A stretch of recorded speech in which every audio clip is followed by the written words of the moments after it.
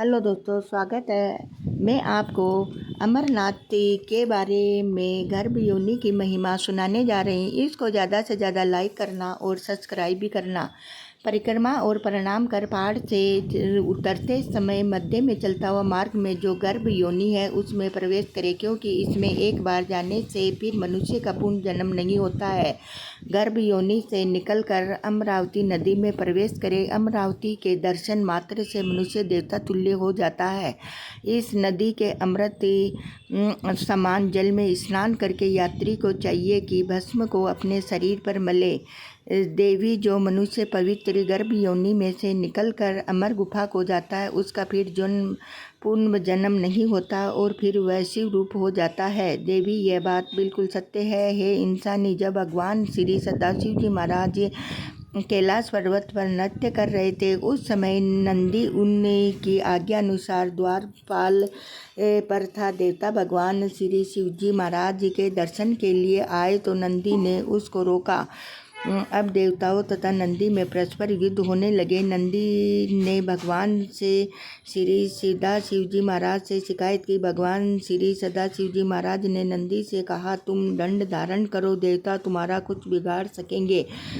तुम द्वार पर चलो और दीवार बनाकर मार्ग में गर्भ योनि को रख लो, देवता उसमें प्रवेश नहीं कर सकेंगे। भगवान श्री सदाशिव जी महाराज की बात सुनकर नंदी ने गर्भ ग्रहण के आगे एक बहुत बड़ा पत्थर रख दिया, जिससे कि योनि सदृश छिद्र था। हे प्रिय, जो पुरुष जन्म जन्मांतर के पापों से मुक्त होना चाहे वह गर्भ योनि से निकलकर श्री अमरनाथ के दर्शन करे। श्री अमरावती नदी में स्नान कर उसी की भस्म रूप कीचड़ को शरीर पर मल कर और उनसे सफ़ेद होकर थोड़े वस्त्र कौपीन और रेशमी धोती को पहनकर सन्मार्ग प्रदान करते हुए तथा शिव शिव उच्चारण करते हुए क्रोध मोह आदि को त्याग कर पहाड़ पर चढ़े। मनुष्य गुफा में स्थित अमरेश्वर भगवान देवताओं के देव भगवान को नमस्कार करे और प्रभु के चरणों में मन लगाकर भक्ति के साथ इसी तरह स्तुति करे। सुधा लिंग के दर्शनों से मनुष्य के बाहर व भीतर का मेल नष्ट होकर वह शुद्ध या पवित्र हो जाता है।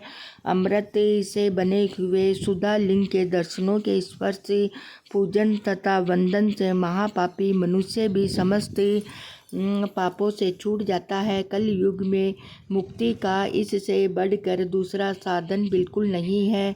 विशेषता जेहलम सदी में 6 स्नान और श्री अमरनाथ जी की यात्रा में 30 स्नान है। इसके अलावा यहाँ पर देवताओं के 36 स्नान है।